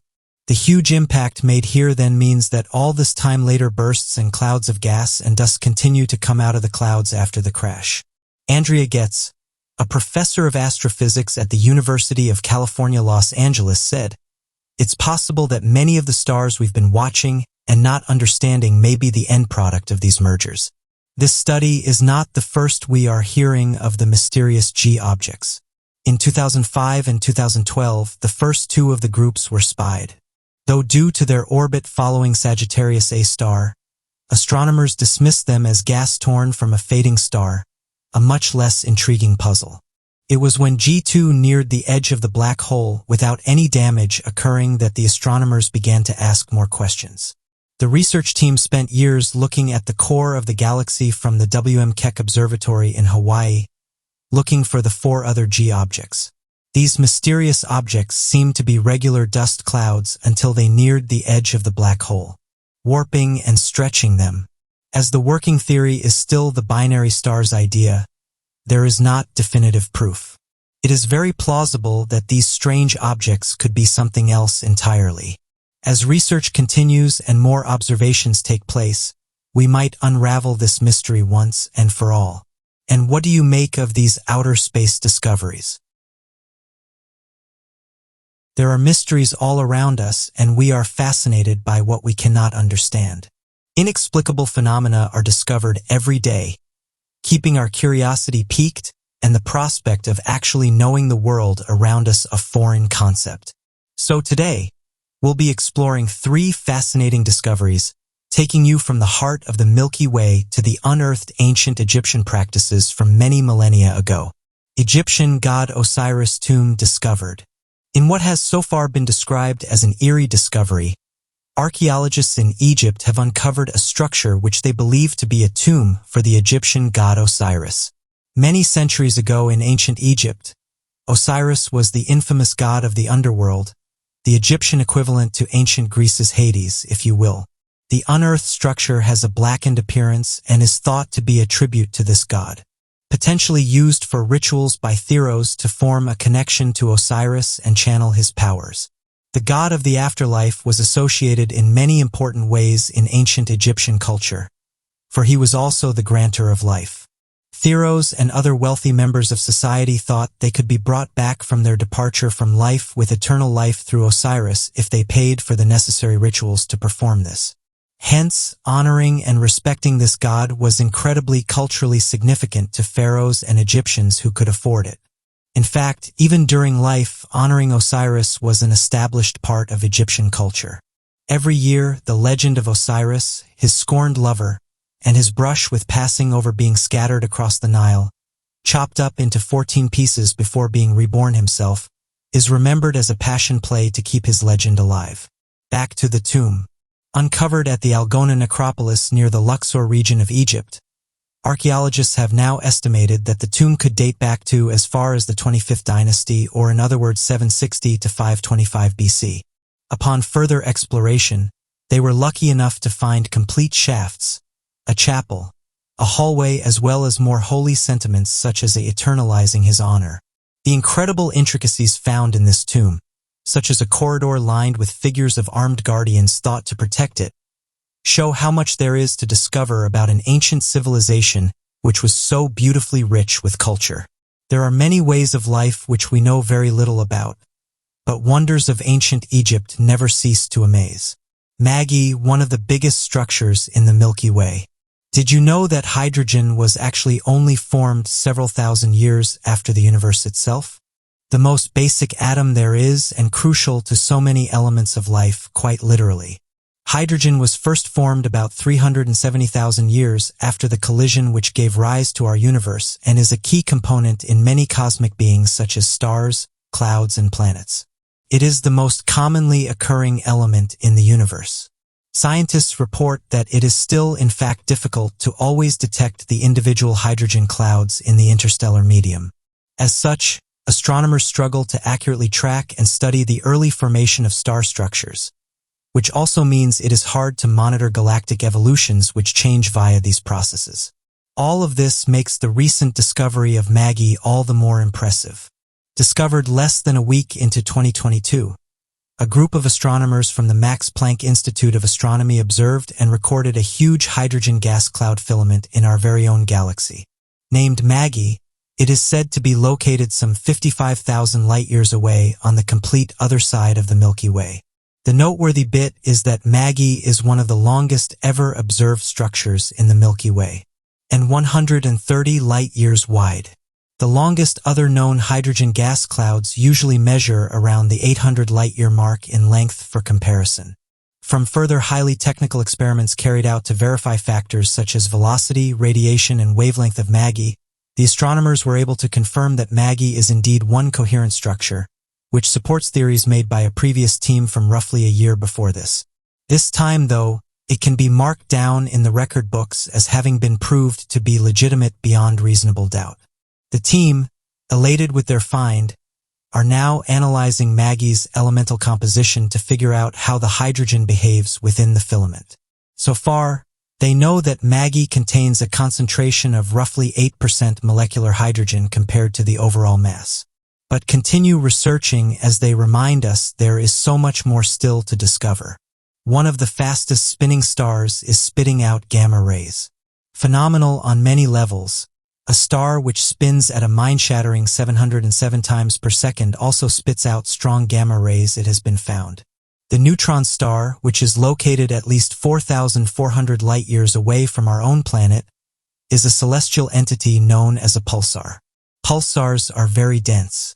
Very fast-spinning neutron stars formed as a giant star collapses. They have many weird and wonderful features, all powerful by nature, such as a strong magnetic field, and they shoot out beams of radiation from their two poles. Because of these, when combined, it leads to an intermittent flashing effect, meaning pulsars can only be seen from Earth at certain times. Is an approximation because we do not actually know for certain how far this particular neutron star is from us. Back to our neutron star, it was first observed in 2017 by the Fermi Gamma Ray Space Telescope, yet despite the name it was never thought to emit gamma rays in bursts.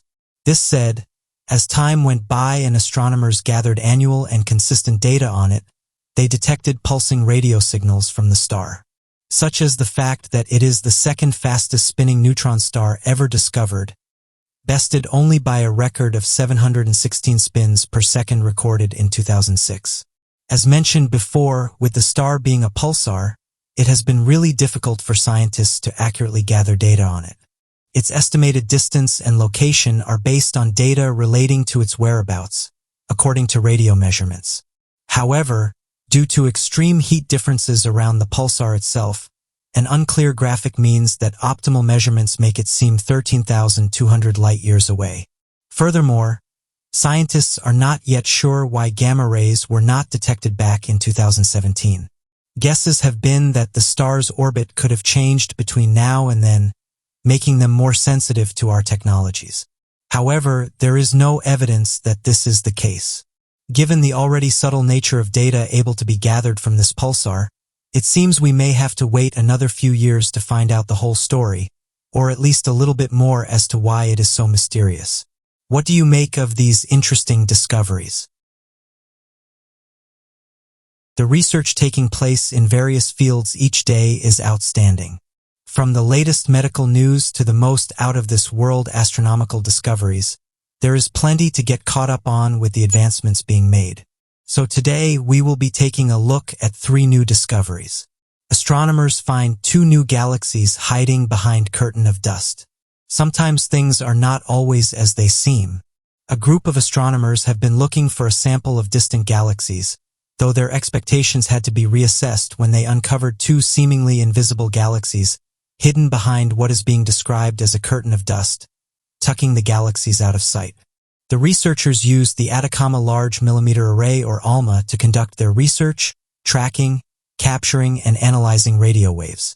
This is a less often used telescope, as typically the Hubble Space Telescope is capable enough, though as it uses ultraviolet and visible wavelengths, the dust curtain managed to stay hidden to Hubble. The galaxies have been given the ever-so-catchy names Rebels 12-2 and Rebels 29-2, that we are aware of. The light from these distant galaxies traveled 13 billion years to make its way to Earth, though by now, as the universe has continued to expand, they are a whopping 29 billion light-years away. The study suggests that there could be plenty galaxies more tucked away and hidden just out of sight in the universe. This gives us lots of questions challenging our current understanding of the universe.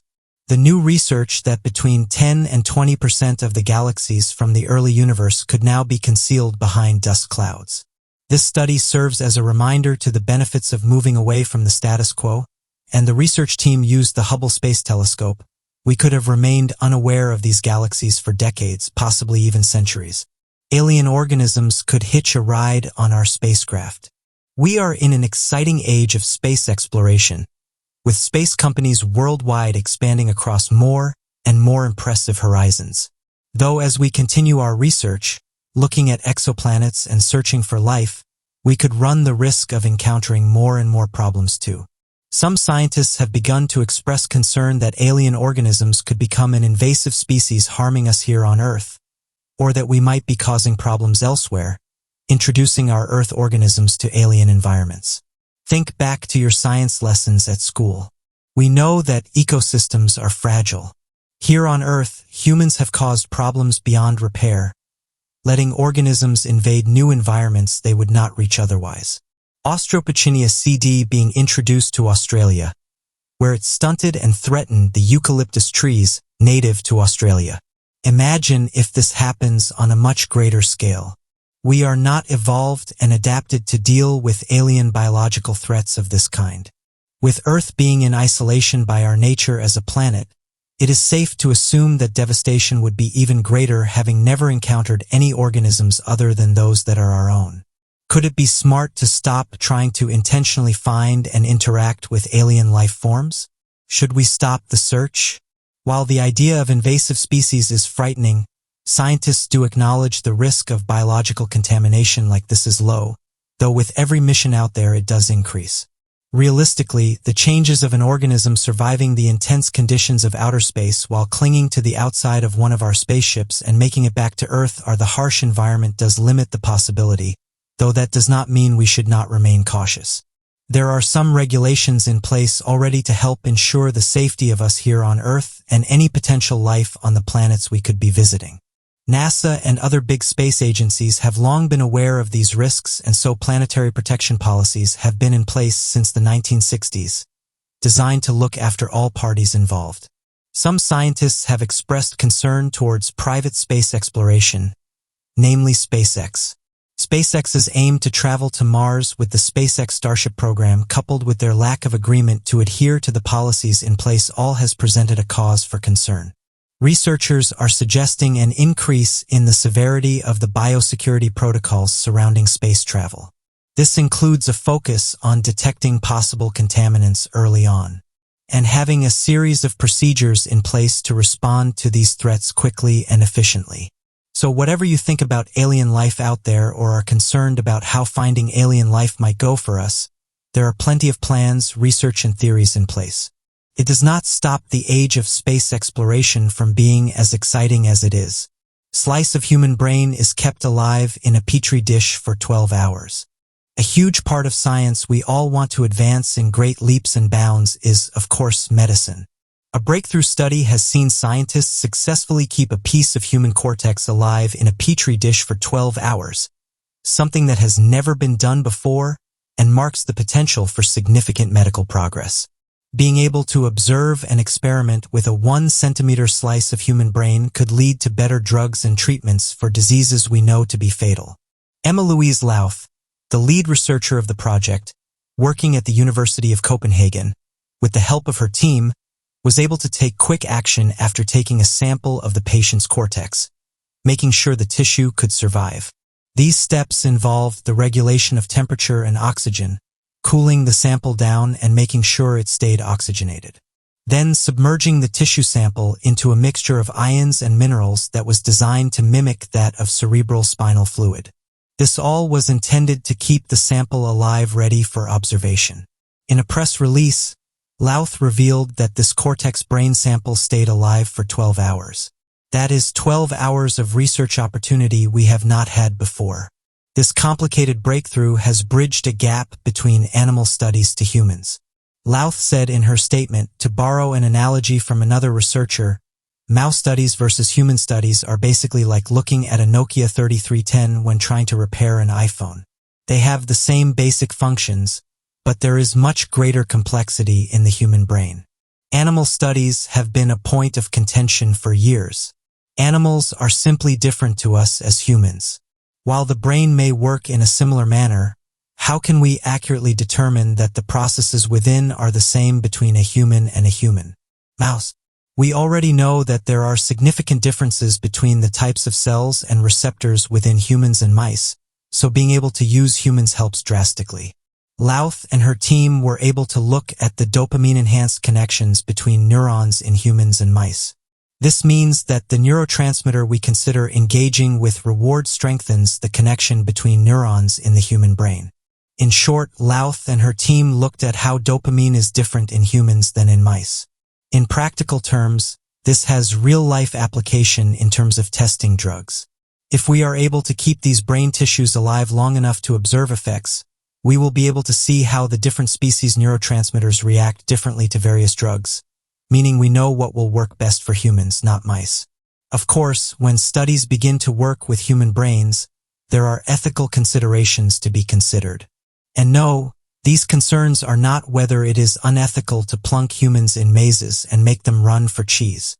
Is it okay to cut up, experiment on, and remove bits of a living human brain? Louth has assured the public that no pain is felt, no memories are stored in the tissue, and without all the other parts of the brain being connected together, There is no painful damage being inflicted on the sample.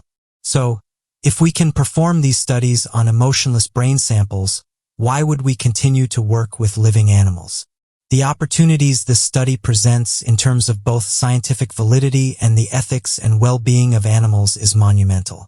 Not to mention the realistic difference this could make to medical research.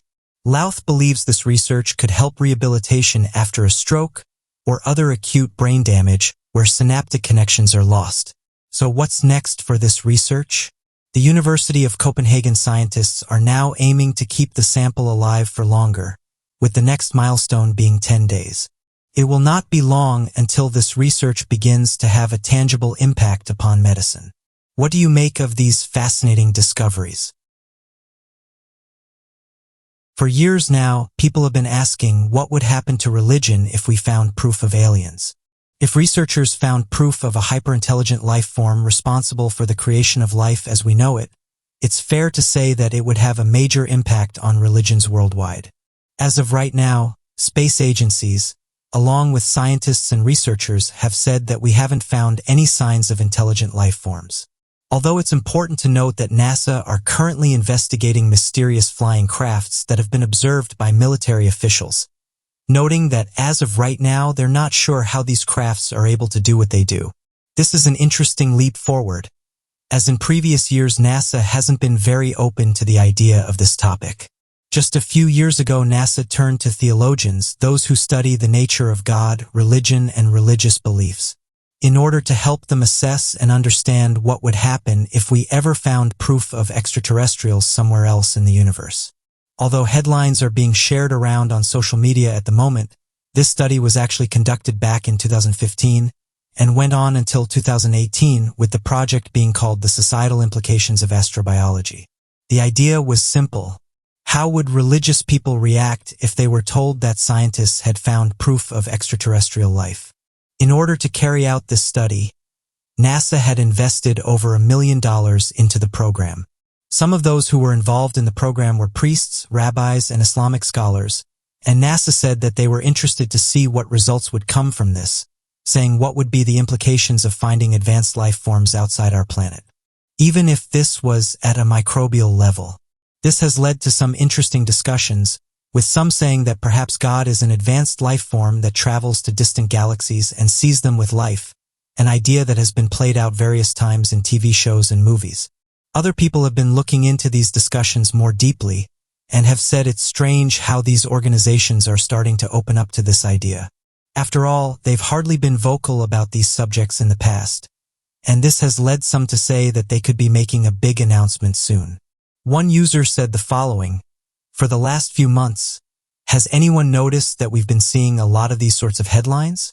And not just on things like social media, but even the mainstream media has ramped up their output of theories about advanced life. It makes me think that we might be getting a big update soon about something bigger than our existence, and that this could be their way of warming us up to it. I could be completely wrong, but think about it.